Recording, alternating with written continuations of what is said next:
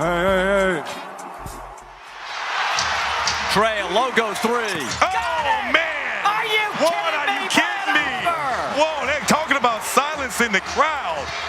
Holy smokes, what a shot by Trae Young. Alright y'all, so much to my surprise, I have actually been really enjoying the Atlanta Hawks experience so far this NBA season. They are a young team with a whole bunch of young talent with a ton of potential. As I'm making this video, they are currently on a 4-game winning streak and they are playing in Milwaukee. But as someone who has pretty much avoided watching Hawks games in recent years just because of how, I don't want to say boring, but just uninterested I was in the team, to now have them be a team that I'm actually looking forward to watch every time they play a game is just insane to me. And at the center of it all remains their cornerstone franchise player, Trae Young. Now, obviously, it is very early in the season. We're only like a quarter of the way through, but I am fully on board with the Trae Young for either All-Star or maybe even All-NBA by the end of the season if he's able to keep this play up. That is how amazing he's been so far. Over his last 8 games, he's averaging 14 assists, which is absurd. Even season long, he is currently leading the NBA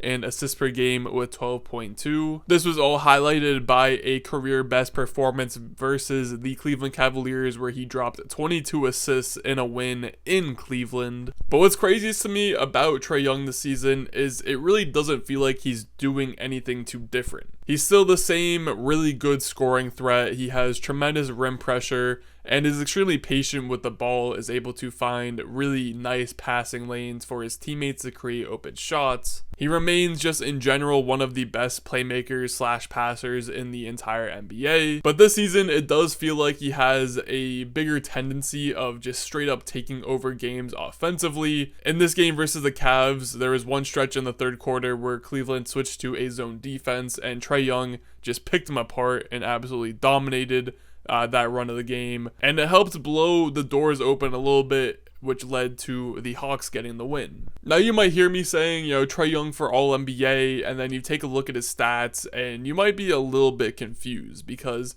his scoring is way down, almost lower than it was in his rookie season, as he is just barely averaging 20 points a game. Now there are a few reasons for that. One, he's just not shooting the ball that efficiently, which seems to always be an early season trend for Trae Young. But 2, he's also just taking way less shots, and a big reason for that is because the talent around him on this Hawks team has improved significantly in just one offseason. But even if the scoring numbers are down, you still have to be respectful of what Trae Young can do, because even in this game against Cleveland as an example, yes, he was dishing out all these assists and not scoring the ball that well, but he is still capable of hitting 2 clutch logo threes like he did here. And last subject I'll touch on for Trae Young, obviously have to talk about it, but the defense is still a little worrisome because he's gotten a lot better in his career. He's not a complete negative like he was his first couple of seasons. In fact, he's able to give you some really solid plays like this one where he strips Georges Niang on the drive and it leads to a turnover. But on the other hand, he still has a lot of plays like this one where he gets kind of lost in rotation,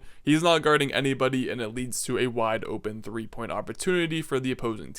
Now, I say all this to point out that yes, Trae Young is not a good defender. Right now, it is passable because he has a lot of talented defenders around him. But obviously, once you get into a postseason scenario, teams are going to pick on him. And I'm just very interested to see what happens if they get into that situation. Anyways, I mentioned how the talent around Trae Young has gotten significantly better, and a good place to start with that is with Jalen Johnson. The up-and-coming star has been outstanding in his 22-year-old season. We can actually cherry pick some stats real quick. If you take his averages and filter and look through the entire NBA at players averaging at least 20 points, 9 rebounds, 5 assists, 1 block, and 1 steal, Jalen Johnson is actually the only player that would even make the cut. Even just looking at the eye test though, again, at a very young 22 years old, Jalen Johnson just continues to improve and improve and improve, and I wouldn't be surprised if he doesn't stop improving until the NBA finally gives him a Most Improved Player award. Johnson just has such a unique blend of ability to score the basketball. He is amazing in transition at getting to the rim,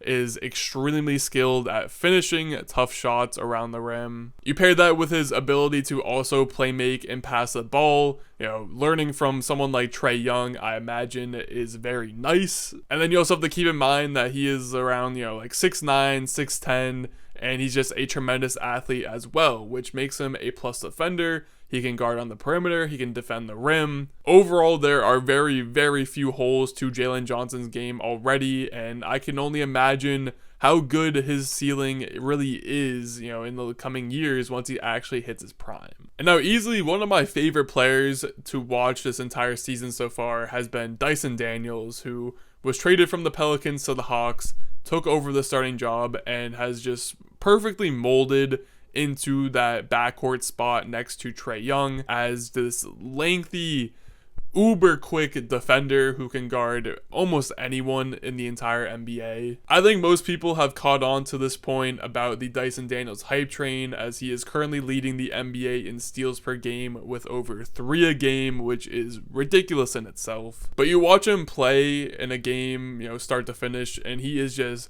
blowing up entire offensive possessions by himself. He is shutting down star players all across the league. And the best part of it all is he truly makes it look effortless, which is my favorite part about him. Now, it is also true, though, that he is not great on the offensive side of the ball yet, still has a ways to go, but he's also someone that is very young and has time to develop. And it's not like he hasn't shown flashes, he has a poor 3-point shooting percentage, but he can knock down shots every now and then. He can get to the rim. He can play make and pass the ball a little bit. Had one specific play where he was used as a screener and had a nice assist out of a short roll, which I really like to see. But yeah, overall, he should be an absolute lock for an all-defensive team at the end of the season. Another name that people might have forgotten about heading into the season is DeAndre Hunter, because he was dealing with some injuries to start the season.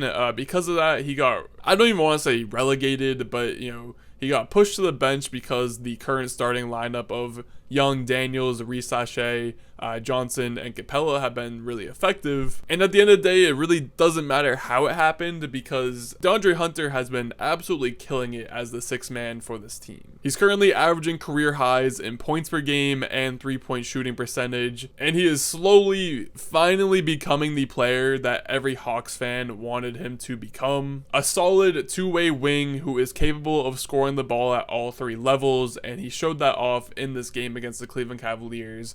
Was knocking down catch and shoot threes. He was also hitting them off the dribble. He was getting to the pull-up jumper in the mid-range. He was getting to the rim. Hunter is someone that, if he is able to continue this level of play off the bench, then that is going to be a huge addition to this Hawks team continuing to win games. And then some other rapid fire guys to shout out at the end of this video. I named him a little bit ago, but Zachary Risashe, the number 1 overall pick from this most recent draft, has been really fun to watch, even though the numbers might not display a great season. He has fit right into the starting lineup. He can knock down threes. He's great on the defensive side of the ball.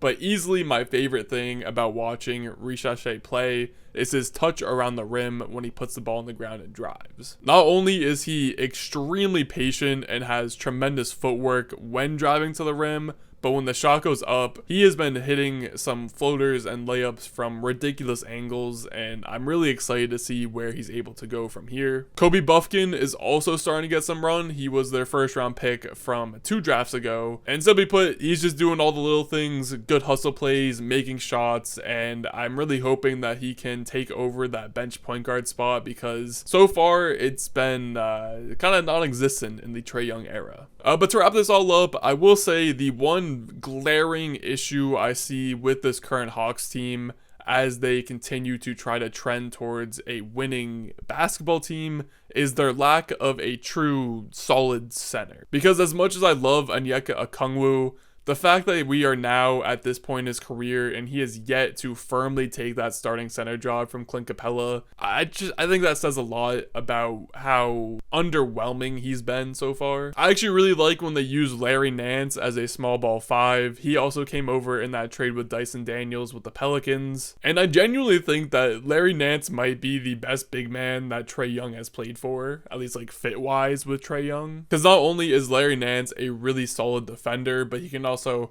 knock down open threes. He can roll to the rim hard and finish around the rim either with dunks or just through traffic. His only real negative is that he struggles to stay on the court consistently. So I don't know, maybe the Atlanta Hawks go and be buyers at the trade deadline, or maybe they wait till the offseason to make something happen. But I think it is really fun to see this team go from this past offseason where they're kind of like a question mark of, will they make the playoffs? Will they go full tank mode? And fast forward, it's like 20 games, and they are now seen, at least in my eyes, as one of the up-and-coming teams of this Eastern Conference. And at the heart of it all is Trae Young, who, just to give one last spiel, still one of the most underrated players in the entire NBA. I understand he has his limitations in certain aspects of the game, but what he's able to do offensively and what he has been doing this season as a passer and playmaker has been truly historic. Anyways, that's all I got for this one. As always, if you enjoyed, make sure to like, comment, subscribe, all of those good things, and I'll catch y'all in the next one.